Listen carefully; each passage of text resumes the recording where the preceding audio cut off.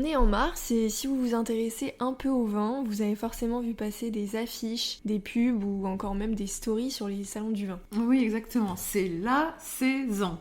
Les week-ends sont remplis et les halls d'exposition aussi. Et pourtant, beaucoup de gens n'osent pas y aller. Parce qu'en fait, on se pose plein de questions. Est-ce que c'est ouvert à tous? Est-ce qu'on doit forcément s'y connaître pour y aller? Ou est-ce qu'on est obligé d'acheter? Eh bien, aujourd'hui, on vous emmène dans leurs coulisses et vous allez voir, ce n'est pas du tout un club privé.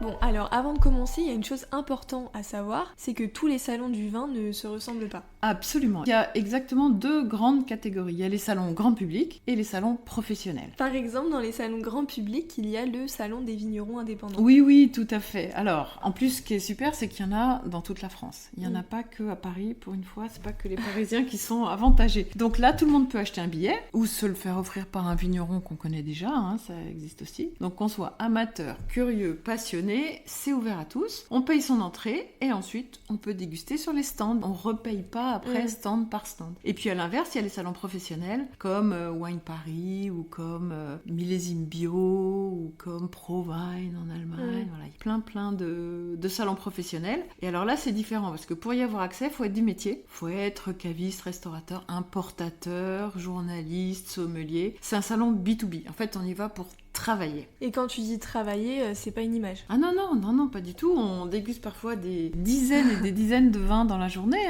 Mon standard, on va dire, c'est entre 120 et 150 vins différents dans la même journée. Ouais. On prend des rendez-vous, on découvre des domaines, on négocie, on crée du lien, on va revoir ce qu'on connaît déjà, on déguste les millésimes plus récents. Voilà, on fait on cherche un petit peu des nouveautés. Et alors concrètement, c'est qui que tu retrouves derrière les stands? Alors les vignerons eux-mêmes, que ce soit les salons pour le grand public ou les salons professionnels, ce sont les vignerons eux-mêmes et ça c'est une des grandes richesses des salons. Ça veut dire qu'on parle pas à un intermédiaire ou à un commercial anonyme, on parle vraiment aux personnes qui taillent la vigne, qui vendangent, qui vinifient. Ça permet vraiment de pouvoir poser des questions très précises et très concrètes. Et côté visiteur, la majorité du temps, on retrouve qui? Comme je te disais au début, dans les salons grand public, il y a des amateurs éclairés, des gens qui veulent acheter en direct, mais qui se déplacent pas forcément chez les vignerons, des curieux, et puis même des clubs d'œnologie, des classes de jeunes sommeliers en apprentissage.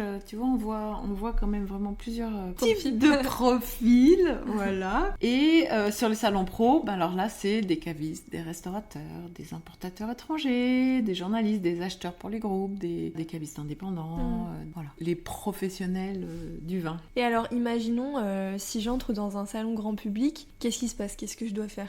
Alors déjà, tu entres, on te donne un verre à l'entrée, donc tu vas garder ce verre sur toute la durée du salon. Le verre est souvent consigné, ou alors il est inclus dans ton billet, voilà. Et ensuite, tu te balades. Et là, c'est parti pour la dégustation. Oui, mais alors attention, ça veut pas dire open bar, On goûte, on crache. Le crachoir, franchement, c'est ton meilleur ami ici, parce que si tu veux vraiment déguster beaucoup de vins différents et faire vraiment des rencontres et ressentir des différences d'un vigneron à l'autre, d'un terroir à l'autre, si tu commences à avaler, tu vas déguster 3 vins et puis c'est tout ce qui va se passer derrière. Et d'ailleurs, cracher, c'est ni impoli ni bizarre, c'est professionnel. Et c'est surtout indispensable, vraiment, si tu veux encore sentir près de 2-3 stands.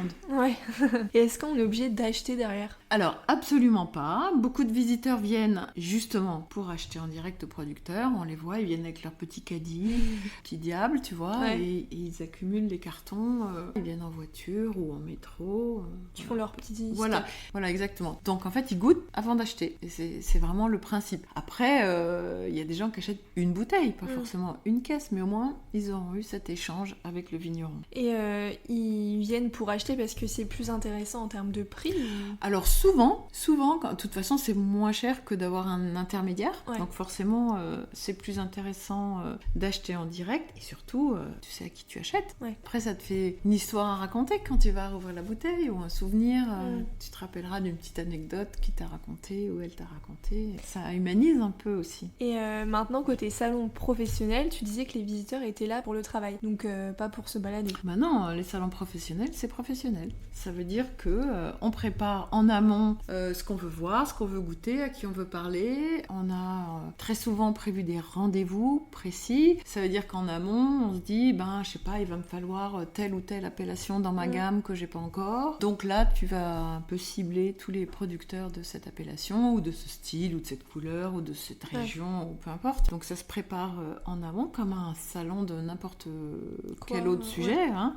Absolument. Après avoir identifié les régions, les profils de vin, les domaines qu'on veut absolument rencontrer, ceux qu'on a eu peut-être en contact avant ou qu'on veut redéguster éventuellement. Et là, c'est l'occasion aussi de goûter les millésimes qui sont pas encore sortis, tu vois, qui viennent juste d'être mis en bouteille, par exemple. C'est un peu une avant-première. Alors on compare, on discute des volumes disponibles, on parle de prix, voilà, on rencontre les vignerons, puis on comprend mieux leur vision. Ça nous permet aussi de retransmettre ensuite une partie de leur travail, de leur vision, justement, à nos propres clients, puisqu'on est intermédiaire en tant que professionnel du vin. Et voilà, tout ce travail jusqu'à ce qu'on trouve là où les pépites qui rejoindront le plus souvent vos box, par exemple.